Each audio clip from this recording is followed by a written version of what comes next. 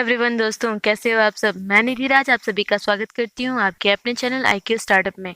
दोस्तों, हमने class 10th की जो सेकंड चैप्टर थी कंट्रोल एंड कोऑर्डिनेशन पिछले क्लास में बिल्कुल समाप्त कर लिया है। आज की क्लास से हम लोग पढ़ने वाले हैं बायो बेसिस थर्ड चैप्टर, जो कि NCERT में अगर आप देखेंगे तो वो 8th चैप्टर में है, यानी कि 8वें चैप्टर में है और इसका नाम है रिप्रोडक्शन। रिप्रोडक्शन के नाम से कुछ शर्म वरम तो नहीं आ रही, आनी भी नहीं चाहिए। जिस तरीके से हम अपने लाइफ में बहुत सारे प्रोसेस करते हैं, अपने फर्स्ट चैप्टर के अंदर लाइफ प्रोसेसेस में 4 प्रोसेस देखा, जिसमें हम लोगों ने पहले न्यूट्रिशन को देखा था, फिर रेस्पिरेशन देखा था, ट्रांसपोर्टेशन देखा था, उसके बाद एक्सक्रेशन देखा था। बिल्कुल उसी तरीके से हमारी बॉडी के अंदर जो सबसे मतलब जीवन जीने के लिए तो ज़रूरी नहीं है, लेकिन फिर भी एक ज़रूरी प्रोसेस होता है जिसका नाम है रिप्रोडक्शन। एडोलेसेंस की अवस्था में जब बच्चे पहुंचते हैं तो उन्हें रिप्रोडक्शन को देखते हुए बहुत सारे मन में भ्रांतियां आ जाती हैं कि ये रिप्रोडक्शन बहुत बड़ी बात हो गई। लोग शर्माना स्टार्ट कर देते हैं। तो बेटा, अगर ये शर्माने वाली टॉपिक होती, अगर ये ना पढ़ाने वाली टॉपिक होती, अगर इसको पढ़ाना इतना ज़रूरी नहीं होता, तो NCERT ने कभी इसको अपने चैप्टर्स में रखा ही नहीं होता। तो अगर ये आपकी बुक्स के अंदर दी गई हैं, सिलेबस बुक्स के अंदर दी गई हैं, तो इसकी इम्पोर्टेंस को समझना है और बहुत ही केयरफुली, जैसे आपने लाइफ प्रोसेस को पढ़ा है, जैसे आपने बाकी चीज़ों को पढ़ा है, उसी तरीके से इसको भी केयरफुली पढ़ने की ज़रूरत है, इसको भी समझने की ज़रूरत है। मैंने पहले भी बताया था कि बायो के अंदर आप जितनी भी चैप्टर्स पढ़ते हो, वो सारे के सारे चैप्टर्स क्या होते हैं, आपको इंक्रीजमेंट देते हैं, आपको अपने जीवन से रिलेटेड चीज़ें बताते हैं कि कैसे खाना चाहिए, क्या होता है हमारी बॉडी के अंदर जब वो खाना जाता है। या फिर हम रिप्रोडक्शन, आज के ये इस चैप्टर के अंदर हम देखेंगे कि रिप्रोडक्शन हम करते हैं तो क्यों करते हैं, क्या ज़रूरत है इसकी करने की भाई। तो यही चीज़ें आज हम समझेंगे आज की वीडियो में। वीडियो शुरू करने से पहले मेरी आप सभी से यह रिक्वेस्ट है कि यदि आप हमारे चैनल पर नए हैं तो हमारे चैनल को जल्दी से सब्सक्राइब कर लें तथा साथ ही साथ आप बेल आइकन को भी दबा लें, ताकि आपको हर एक नए वीडियो की नोटिफिकेशन लगातार मिलती रहे। साथ ही आप हमें फेसबुक पेज, इंस्टाग्राम और टेलीग्राम चैनल पे भी फॉलो कर सकते हैं, जहां आपको हर रोज नॉलेजेबल पोस्ट के थ्रू क्वेश्चंस प्रोवाइड की जाती हैं। और हाँ, यदि आपके मन में किसी भी प्रकार का सवाल या फिर स्टडी से रिलेटेड किसी भी प्रकार का डाउट हो, तो हमें इंस्टाग्राम या फिर कमेंट बॉक्स में आप पूछ सकते हो। मैं प्रयास करूंगी कि आपको जल्द से जल्द उन सारे क्वेश्चंस के आंसर भेज सकूं। तो ज़्यादा देर न लगाते हुए हम सीधा चलते हैं अपनी वीडियो की ओर। वीडियो में आज हम पढ़ने वाले हैं रिप्रोडक्शन की फर्स्ट क्लास। तो फर्स्ट क्लास है तो सबसे पहले तो इंट्रोडक्शन होगा। तो इंट्रोडक्शन में क्या होगा भाई, तो सबसे पहले देखिए, हाउ डू ऑर्गेनिज्म रिप्रोड्यूस। ये अगर NCERT की बुक देखोगे तो वहाँ इसी से इसका नाम रखा है, रिप्रोडक्शन जो चैप्टर है इसका नाम ही रखा है हाउ डू ऑर्गेनिज्म रिप्रोड्यूस। अब ऑर्गेनिज्म की बात आएगी तो वहाँ पे प्लांट्स भी होंगे और एनिमल्स भी होंगे। एक सेकेंड।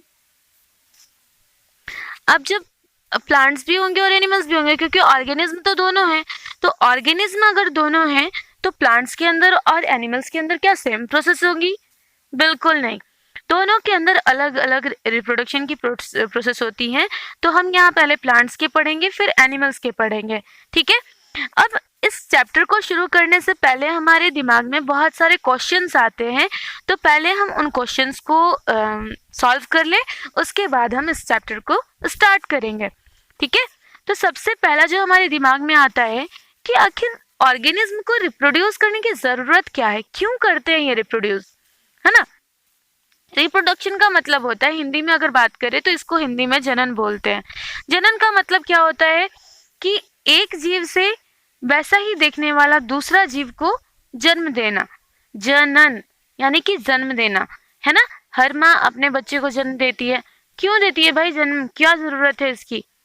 अगर आप एक सेकंड के लिए सोचो कि सारे जितने भी ऑर्गेनिज्म है वो रिप्रोड्यूस करना बंद कर दे, तब क्या होगा, क्या होगा, सारी दुनिया कुछ सालों में ही बिल्कुल ऑर्गेनिज्म से समाप्त हो जाएगी। मतलब जितनी भी ऑर्गेनिज्म यहाँ पे अभी प्रेजेंट है वो सारे के सारे समाप्त हो जाएंगे, और धरती पे जो जीवन है, यानी कि हमारे अर्थ पे जो जीवन है, जो कि इस अर्थ की सबसे बड़ी खासियत है, वो क्या होगी, समाप्त हो जाएगी। तो इसलिए हमारे रिप्रोडक्शन क्या है, एक बेहद ज़रूरी प्रोसेस है।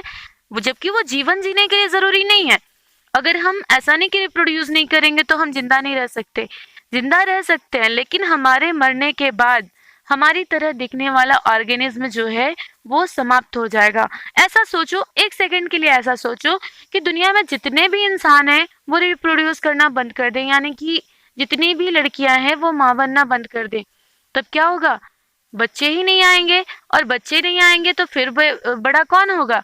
तो ये जो कंटिन्यूटी है ना, एक जनरेशन से दूसरे जनरेशन को चलाना, दूसरे जनरेशन से तीसरे जनरेशन को चलाना, इस कंटिन्यूटी को बरकरार रखने के लिए जितने भी ऑर्गेनिज्म हैं वो सारे क्या करते हैं? रिप्रोड्यूस करते हैं।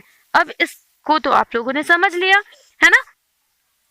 तो ये दोनों क्वेश्चन जो हैं वो आपको क्लियर हो चुके होंगे। पहला जो क्वेश्चन था कि why do we organism reproduce, यानी कि ऑर्गेनिज्म रिप्रोड्यूस क्यों करते हैं, ये भी समझ आ गया होगा। और दूसरी बात जो थी, why should an individual organism waste their energy on a process that is not need to stay alive, यानी कि जिंदा रहने के लिए जरूरी नहीं है, लेकिन फिर भी इस पे एनर्जी वेस्ट करते हैं। तो क्यों करते हैं? ये करते हैं किस लिए? ताकि अपने स्पेसीज को हम बचा सके।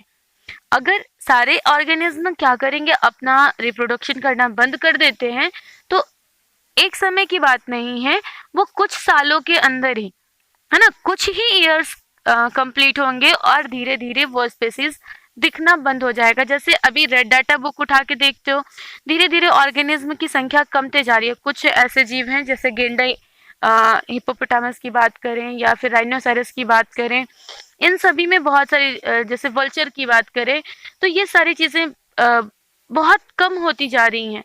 कम क्यों होती जा रही हैं? क्योंकि इनका रिप्रोडक्शन रेट जो था वो कम होता जा रहा है। तो हम उसको बचाने के लिए उसकी अलग से देखभाल कर रहे हैं, है ना। क्यों? ताकि किसी भी जीव के खत्म होने से जो हमारा नेचुरल बैलेंस है वो बिगड़ जाता है। तो इसीलिए हर एक ऑर्गेनिज्म इम्पॉर्टेंट है और उसका रिप्रोडक्शन करना भी उतना ही इम्पॉर्टेंट है। ठीक है, तो ये क्वेश्चन समझ में आया। फॉर प्रोड्यूसिंग न्यू ऑर्गेनिज्म, यानी कि नए ऑर्गेनिज्म के को जन्म देने के लिए ये रिप्रोडक्शन जो है वो बेहद जरूरी है।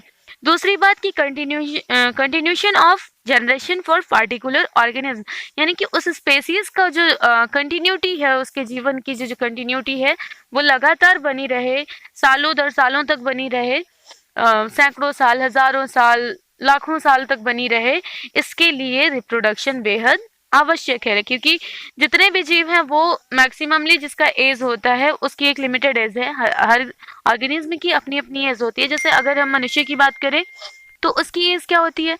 वो मैक्सिमम 80 ईयर्स या 90 ईयर्स तक जी सकते हैं, उससे ज़्यादा नहीं। लेकिन अगर वो रिप्रोडक्शन करेंगे तो क्या होगा कि 90 ईयर्स तक वो जिए, अब उनके बच्चे, फिर से वो यंग होते हैं, फिर से वो बूढ़े होते हैं, फिर उनके बच्चे आते हैं, और इस तरीके से मनुष्यों की जो संख्या है वो हमारी दुनिया में, मतलब हमारे अर्थ पे बनी रहती है ना। तो ये चीज़ें आपको समझ में आ गई होंगी।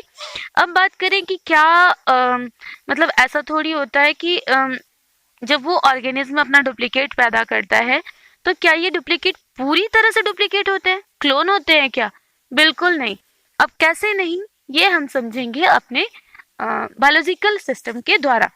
ठीक है, तो अगर आपको पिछला क्लास याद होगा, पिछले क्लास की फर्स्ट चैप्टर जिसमें हम लोगों ने सेल का स्ट्रक्चर पढ़ा था, तो सेल अगर पढ़ा है, याद है, तब तो ठीक है। अगर नहीं याद है तो 9th क्लास की जो फर्स्ट वीडियो है जो मैंने सेल स्ट्रक्चर पे डाली है, the functional unit of structure and functional unit of organism, तो वहाँ से आप इसके लिंक को देख लीजिएगा। अगर आप प्लेलिस्ट में जाके आप 9th क्लास की जो फर्स्ट लेसन की जो वीडियो है वो आप ज़रूर देख लीजिएगा। वहाँ पे मैंने सेल डिवीज़न एक प्रोसेस बताया है, वहाँ से पढ़ लीजिए। और न्यूक्लियस, ये दो जो वीडियो हैं उनको आप ज़रूर देख लीजिएगा अगर आपको पिछला क्लास याद नहीं है तो मैं बात करूँ कि होता क्या हमारी बॉडी के अंदर। हमारी बॉडी में न्यूक्लियस, हमारे सेल्स जो होते हैं हमारी, चूंकि हम एनिमल सेल हैं तो एनिमल सेल की बात करें, ये एनिमल सेल हो या प्लांट सेल हो, हर सेल के अंदर एक न्यूक्लियस पाया जाता है। उस न्यूक्लियस में क्रोमोसोम होते हैं, है ना। ये क्रोमोसोम क्या करते हैं कि इनके अंदर इंफॉर्मेशन ऑफ इनहेरिटेंस, यानी कि हमारे जितनी भी जो अनुवांशिकता है, यानी कि इनहेरिटेंस है, ये गुणों को ढोने वाले काम करते हैं, यानी कि हमारे अंदर जो चीज़ें हैं, हमारे गुण जो हैं, हमारे दोष जो हैं, ये क्या करते हैं कि हमारे नेक्स्ट जनरेशन में इसको भेजते हैं। किसके माध्यम से? डीएनए के माध्यम से। ये क्रोमोसोम्स कंटेन्स करते हैं इंफॉर्मेशन ऑफ हेरिटेंस, और इनको क्या करते हैं, वो डीएनए को जब सेल डिवीजन होता है तब ये डीएनए के फॉर्म्स में नेक्स्ट जनरेशन में भेजने का काम करते हैं। किसकी मदद से? वो पेरेंट्स टू नेक्स्ट जनरेशन। ठीक है, अब इस डीएनए के अंदर क्या होता है कि डीएनए होता क्या है, तो डीऑक्सीराइबोज न्यूक्लिक एसिड, ये वेरियस प्रोटीन से मिलके बना होता है। इसमें कई तरह के प्रोटीन्स जो होते हैं मिलके बने होते हैं। मैंने वहाँ पे भी आपको समझाया है कि हर सेल, हमारी जो बॉडी हम यूज़ करते हैं, तो खाने में एक ही तरह का कार्बोहाइड्रेट नहीं आता, शुगर भी कई तरह के आते हैं, माल्टोज है, सुक्रोज है, स्टार्च के फॉर्म में भी आते हैं, ग्लूकोज के फॉर्म में भी आते हैं। उसी तरीके से प्रोटीन्स भी कई तरह के आते हैं, है ना। तो ये कई तरह के प्रोटीन्स मिलके क्या करते हैं, डीएनए का निर्माण करते हैं, है ना। तो सेल डिवीजन के टाइम में भी यही होता है। सेल डिवीजन जब हमारे अंदर हो रहा होता है, सेल डिवीजन किस तरह का? तब नहीं जब हमारी बॉडी ग्रोथ कर रही हो, हम रिप्रोडक्शन पढ़ रहे हैं, तो ये सेल डिवीजन की बात तब कर रहे हैं जब हमारा बॉडी, हमारा जो सिस्टम है वो रिप्रोड्यूस कर रहा होगा। उस टाइम जो सेल डिवीजन होगा वो किस तरीके से होगा, उस पे बात कर रहे हैं हम। ठीक है, तो ये वेरियस प्रोटीन मिलके क्या करते हैं कि make a DNA composition. Sir यहाँ पे अच्छे से दिख नहीं रहा। तो क्या होता है कि ये डीएनए कॉम्पोजिशन बनाता है, but it is similar to original, मतलब ये दिखने में तो सिमिलर लगता है लेकिन सिमिलर होता नहीं। बाहरी रूप से ये सिमिलर ऑर्गेनिज्म को डेवलप करते हैं। जैसे अगर आपने देखा है क्या कि किसी हाथी का बच्चा जो है वो सांप हो जाए, या फिर हाथी का बच्चा गेंडा पैदा हो जाए? नहीं होता ना। क्यों नहीं होता? क्यों? क्योंकि उस डीएनए की कॉपी तैयार होती है ना। डीएनए का एकदम डुप्लीकेट तैयार नहीं होता, डीएनए की कॉपी तैयार होती है। और जब कॉपी तैयार होगा तो ये क्या होगा कि ओरिजिनल तो ओरिजिनल की तरह होगा, लेकिन टोटली ओरिजिनल नहीं होगा, यानी कि आइडेंटिकल नहीं होगा, उसमें थोड़े से वेरिएशन होंगे। और ये वेरिएशन क्यों होंगे? ये जो डीएनए को फॉर्म करने वाले जो प्रोटीन्स है, उनके अंदर वेरिएशन होने के कारण ये प्रोटीन जो अंतर देखा जाता है आने वाले जनरेशन में, ये डीएनए के प्रोटीन से काम करते हैं। जैसे देखिए, मान लीजिए कि जैसे हमारे जब माँ पापा का जन्म हो रहा होगा, तो उस टाइम क्या हो रहा होगा कि उस टाइम जो दादा दादी की बॉडी के अंदर जो सॉरी माँ पापा नहीं, केवल पापा की बात कर रहे हैं हम। तो उस टाइम क्या होगा कि दादा दादी की बॉडी के अंदर जो डीएनए क्रिएट हो रहे होंगे, है ना, वो क्या होंगे कि अलग अलग तरह टाइप के। अब उस टाइमिंग में किस तरह का प्रोटीन था उनकी बॉडी के अंदर, किस तरीके का कॉम्पोजिशन बना, तो उस कॉम्पोजिशन से मेरे पापा का जन्म हुआ। अब हमारे टाइम में जब उनके अंदर इस तरह के डीएनए बन रहे होंगे, तो उस टाइम जरूरी है क्या कि सेम टू सेम कंपोजिशन बना होगा डीएनए का? नहीं, कई बार कुछ चीजें सिमिलर होती हैं। कुछ क्रोमोसोम्स जो होते हैं, मैक्सिमम क्रोमोसोम, आपको पता है कि हमारी बॉडी के अंदर 46 क्रोमोसोम होते हैं, जो कि जन्म के समय 23 क्रोमोसोम हमें माँ से मिलता है, और 23 जो होता है वो हमें पापा से मिलता है ना। ये आपको पता होगा कि जब हमारा जन्म होता है तो उसमें एग में 23 क्रोमोसोम्स होते हैं, और जो स्पर्म आता है उसके अंदर 23 क्रोमोसोम होते हैं। इसके बारे में हम डीपली नॉलेज जो है आगे प्राप्त करेंगे। लेकिन अभी तो अब ये क्रोमोसोम्स जो बने, उसने जो डीएनए क्रिएट किया, वो डीएनए में प्रोटीन्स जरूरी नहीं है कि बिल्कुल सेमली उसी तरह का बना हो जैसा कि दादा दादी के टाइम में। और यहाँ पे माँ पापा भी तो बिल्कुल अलग अलग घर से होते हैं ना। माँ अलग से घर से होती है, पापा अलग घर से होते हैं, तो उनके डीएनए की जो प्रोटीन्स होती हैं उनमें वेरिएशंस होता है, और इसीलिए जो आने वाले बच्चे होते हैं उनमें भी थोड़ी सी वेरिएशन देखी जाती है।